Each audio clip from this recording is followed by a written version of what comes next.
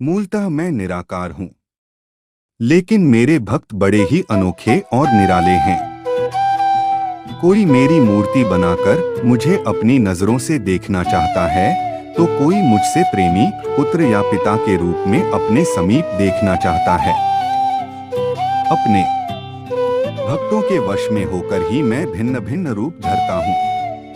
मन की गतिविधियों, होश, श्वास और भावनाओं के माध्यम से भगवान की शक्ति सदा तुम्हारे साथ है और लगातार तुम्हें बस एक साधन की तरह प्रयोग करके सभी कार्य कर रही है। ज्ञानी व्यक्ति ज्ञान और कर्म को एक रूप में देखता है, वही सही मायने में देखता है। सभी अच्छे काम छोड़कर बस भगवान में पूर्ण रूप से समर्पित हो जाओ। मैं तुम्हें सभी पापों से मुक्त कर दूंगा। शोक मत करो। किसी और का काम पूर्णता से करने से कहीं अच्छा है कि अपना काम करें, भले ही उसे अपूर्णता से करना पड़े। मैं सभी प्राणियों को समान रूप से देखता हूँ, ना कोई मुझे कम प्रिय है ना अधिक। लेकिन जो मेरी प्रेम पूर्वक आराधना करते हैं, वो मेरे भीतर रहते हैं और मैं उनके जीवन में आता हूँ। प्रबुद्ध व्यक्ति सिवाय ईश्वर के किसी और पर निर्भर नहीं करता। मेरी कृपा से कोई सभी कर्तव्यों का निर्वाह करते हुए भी बस मेरी शरण में आकर अनंत अविनाशी निवास को प्राप्त करता है। मैं धरती की मधुर सुगंध हूँ, मैं अग्नि की ऊष्मा हूँ, सभी जीवित प्राणियों का जीवन और सन्यासियों का आत्मसंयम हूँ। तुम उसके लिए शोक करते हो जो शोक करने के योग्य नहीं है, और फिर भी ज्ञान की बातें करते हो। बुद्धिमान व्यक्ति ना जीवित और ना ही मृत व्यक्ति के लिए शोक करते हैं। कभी ऐसा समय नहीं था जब मैं, तुम या ये राजा महाराजा अस्तित्व में नहीं थे, ना ही भविष्य में कभी ऐसा होगा कि हमारा अस्तित्व समाप्त हो जाए। कर्म मुझे बांधता नहीं, क्योंकि मुझे कर्म के प्रतिफल की कोई इच्छा नहीं। वह जो वास्तविकता में मेरे उत्कृष्ट जन्म और गतिविधियों को समझता है, वह शरीर त्यागने के बाद पुनः जन्म नहीं लेता और मेरे धाम को प्राप्त होता है। बुद्धिमान व्यक्ति को समाज कल्याण के लिए बिना आसक्ति के काम करना चाहिए। जो व्यक्ति आध्यात्मिक जागरूकता के शिखर तक पहुंच चुके हैं, उनका मार्ग है निःस्वार्थ कर्म। जो भगवान के साथ संयोजित हो चुके हैं, उनका मार्ग है स्थिरता और शांति। एक बार सुनो, मैंने आप जैसे बहुत कम लोग देखे हैं। आप उन लोगों में से हैं जो अपना जीवन बदलना चाहते हैं, तो ऐसे ही ज्ञान से जुड़े रहने के लिए चैनल को सब्सक्राइब करें। मन, वाणी और कर्म से किसी को भी दुख न देना, प्रिय भाषण, अपना बुरा करने वाले पर भी क्रोध न करना, चित्त की चंचलता का अभाव, दंभ, अहंकार, घमंड, क्रोध, अज्ञान ये आसुरी संप्रदा के लक्षण हैं।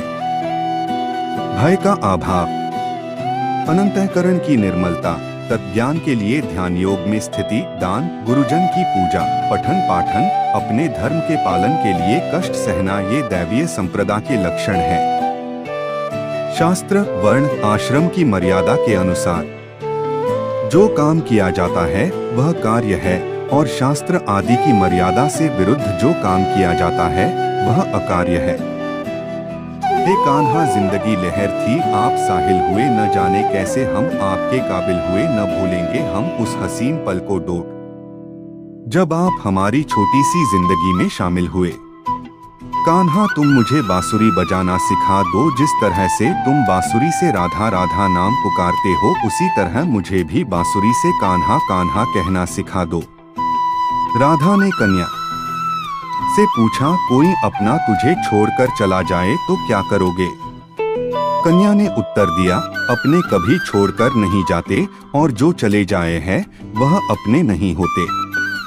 मेरे दिल की दीवारों पर श्याम तेरी छवि हो, मेरे नैनों के दरवाजे पर कान्हा तेरी तस्वीर हो। बस कुछ और न मांगू तुझसे मेरे मुरलीधर, तुझे हर पल देखूं मेरे कन्हैया, ऐसी मेरी तकदीर हो।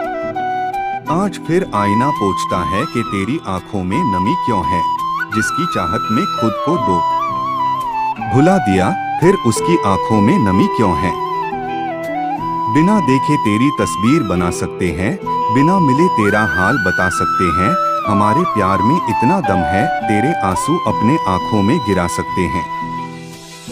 राधे जी का प्यार मुरली की मिठास, माखन का स्वाद, गोपियन का रास, इनसे मिलकर बनाता है राधे कृष्णा का प्यार। प्यार तो एक ताज होता है साथी को जिस पर नाज होता है। सावरिया अभी बाकी दिल में बहुत हसरत पर, मगर तुम वह अधूरे मुलाकात छोड़ गए।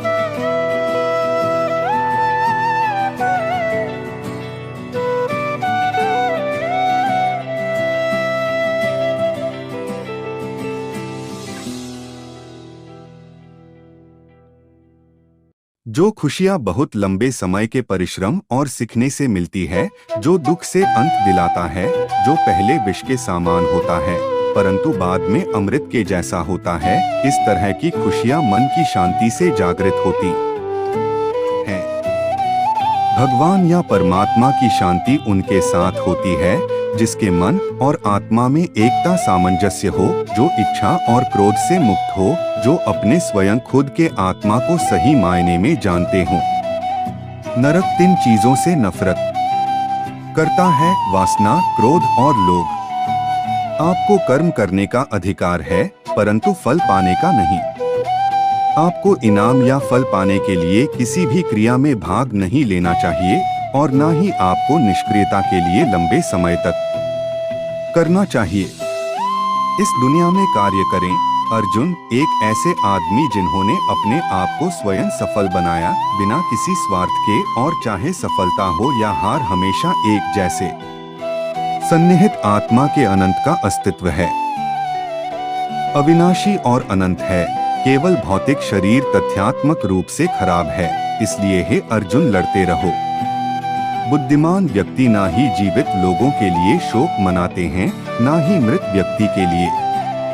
ऐसा कोई समय नहीं था जब तुम और मैं और सभी राजा यहाँ एकत्रित हुए हों, पर ना ही अस्तित्व में था और ना ही ऐसा कोई समय होगा जब हम अस्तित्व को समाप्त कर देंगे।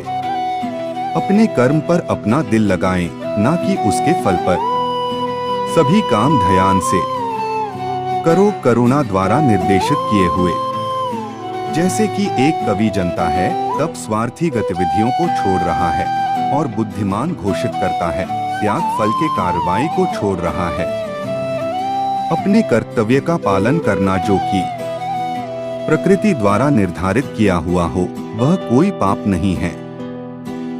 गर्मी और सर्दी, खुशी और दर्द की भावनाएं उनकी वस्तुओं के साथ होश से संपर्क के कारण होता है। वे आते हैं और चले जाते हैं, लंबे समय तक बरकरार नहीं रहते हैं। आपको उन्हें स्वीकार करना चाहिए। मैं आत्मा हूँ जो सभी प्राणियों के हृदय दिल से बंधा हुआ हूँ। मैं साथ ही शुरुआत हूँ, मध्य हूँ और समाप्त भी हूँ सभी प्राणियों का। सभी वेदों में से मैं साम वेद हूँ, सभी देवों में से मैं इंद्र हूँ, सभी समझ और भावनाओं में से मैं मन हूँ, सभी जीवित प्राणियों में मैं चेतना हूँ। हम जो देखते निहारते हैं वो हम हैं, और हम जो हैं हम उसी वस्तु को निहारते हैं। इसलिए जीवन में हमेशा अच्छी और सकारात्मक चीजों को देखें और सोचें। यह तो स्वभाव है जो कि आंदोलन का कारण बनता है। वह मैं हूँ जो सभी प्राणियों के दिल हृदय में उनके नियंत्रण के रूप में बैठा हूँ, और वह मैं हूँ स्मृति का स्रोत, ज्ञान और युक्तिवाद संबंधी। दोबारा मैं ही अकेला वेदों को जानने का रास्ता हूँ। मैं ही हूँ जो वेदों का मूल रूप हूँ और वेदों का ज्ञाता हूँ। बुद्धिमान अपनी चेतना को एकजुट करना चाहिए और फल के लिए इच्छा लगाव छोड़ देना चाहिए। आपका अपने ड्यूटी पर नियंत्रण है, परंतु किसी परिणाम पर दावा करने का नियंत्रण नहीं। असफलता के डर से किसी कार्य के फल से भावनात्मक रूप से जुड़े रहना सफलता के लिए सबसे बड़ी बाधा है, क्योंकि यह लगातार कार्यकुशलता को परेशान करके धैर्य को लूटता है। इंद्रियों की दुनिया में कल्पना सुखों की एक शुरुआत है और अंत भी जो दुख को जन्म देता है। हे अर्जुन, मेरे प्रिय अर्जुन, केवल अविभाजित भक्ति सेवा को मैं समझता हूँ। मैं आपसे पहले खड़ा हूँ और इस प्रकार सीधे देख सकता हूँ। केवल इस तरह से ही आप मेरे मन के रहस्यों तक पहुँच सकते हो। हजारों लोगों में से कोई एक ही पूर्ण रूप से कोशिश प्रयास कर सकता है और वो जो पूर्णता पाने में सफल हो जाता है, मुश्किल से ही उनमें से कोई एक सच्चे मन से मुझे जानता है। स्वार्थ से भरा हुआ कार्य इस दुनिया को कैद में रख देगा। अपने जीवन से स्वार्थ को दूर रखें, बिना किसी व्यक्तिगत लाभ के। एक योगी तपस्वी से बड़ा है, एक अनुभववादी और एक कार्य के फल की चिंता करने वाले व्यक्ति से भी अधिक। इसलिए हे अर्जुन, सभी परिस्थितियों में योगी बनो। भले ही सबसे बड़ा पापी दिल से मेरी पूजा तपस्या करे, वह अपने सही इच्छा की वजह से सही होता है। वह जल्द ही शुद्ध हो जाते हैं और चिरस्थायी अनंत शांति प्राप्त करते हैं। इन शब्दों में मेरी प्रतिज्ञा है, जो मुझे प्रेम प्यार करते हैं वह कभी नष्ट नहीं होते। मैं समय हूँ, सबका नाशक। मैं आया हूँ दुनिया को उपभोग करने के लिए। एक जीवित इकाई रहने वाले मनुष्यों के संकट का कारण होता है भगवान परमेश्वर के साथ अपने रिश्ते को भुला देना, क्योंकि भौतिकवादी श्री कृष्ण के आध्यात्मिक बातों को समझ नहीं सकते हैं। उन्हें यह सलाह दी जाती है कि वे शारीरिक बातों पर अपना ध्यान केंद्रित करें और देखने की कोशिश करें कि कैसे श्री कृष्ण अपने शारीरिक अभ्यावेदन से प्रकट होते हैं। वासना, क्रोध और लालच नरक, वह जो सभी इच्छाएं त्याग देता है और मैं और मेरा की लालसा और भावना से मुक्त हो जाता है, उसे शांति प्राप्त होती है। मेरे लिए ना कोई घृणित है ना प्रिय, किंतु जो व्यक्ति भक्ति के साथ मेरी पूजा करते हैं वो मेरे साथ हैं और मैं भी उनके साथ हूँ।